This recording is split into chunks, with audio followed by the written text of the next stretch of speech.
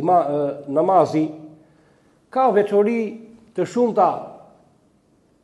Dhe për veçorive të këtij namazi është fakti që Allahu madhruar ja ka obliguar profetit sallallahu alajhi wasallam drejt për drejt natën e Isra dhe Mi'rajit. Ndryshe nga adhurimet e tjera dhe prej veçorive është se është obliguar me njëherë pas tauhidit.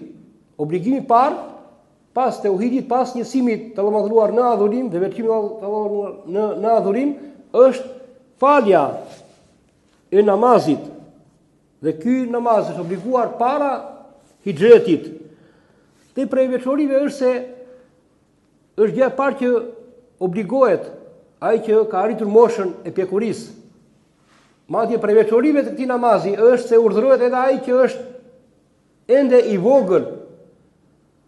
Muru ebnaakum bis salat wa hum ebna'u sab'a. Urdhëroni fëmijët tuaj për namaz kur janë 7 vjeç. Dhe prej veçorive të këtij namazi është se ndëshkohet ai fëmia kur ai moshë 10 vjeç dhe nuk e fal këtë namaz. Dhe prej veçorive të këtij namazi është se nuk bie obligimi i namazit as në udhëtim. E ke obligim ta falësh namazin edhe kur je në udhëtim, mikeriana.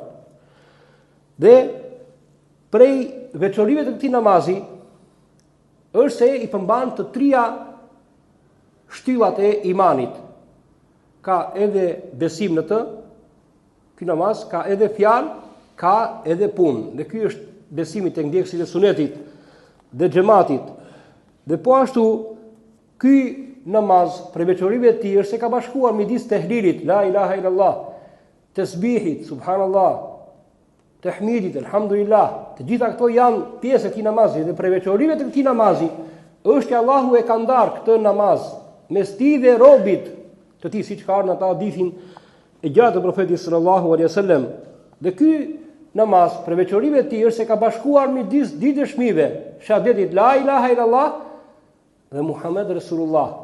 I ka bashkuar së bashku. Madje ka bashkuar për veçorive të tij se ka bashkuar midis selamit për profetin sallallahu alaihi wasallam dhe për robrit e mirë të Allahut të madhruar.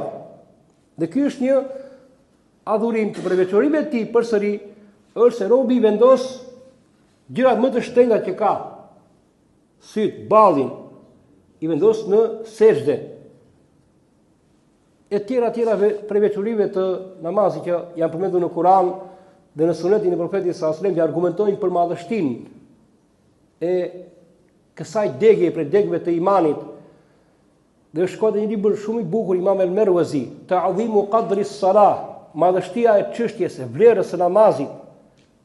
Dhe se ky namaz ka qenë ka përmendur në hyrjet e tij, se ky namaz ka qenë obligim për të gjithë profetët e dërguarit, edhe para profetit Muhammed sallallahu alaihi wasallam, ka qenë obligim për të gjithë profetët ky namaz. Allah na bën për atyre njerëzve që janë të përpikë me këtë namaz, i cili është dritë, argument dhe shpëtim për robin në ditën e Kiametit. Dhe për veçorive të këtij namazi është se është gjëja e parë që robi ka për të pyetur ditën e Kiametit prej punëve të tij. Është namazi. Nëse namazi ka për të qenë në rregull, çdo gjë ka për të qenë në rregull.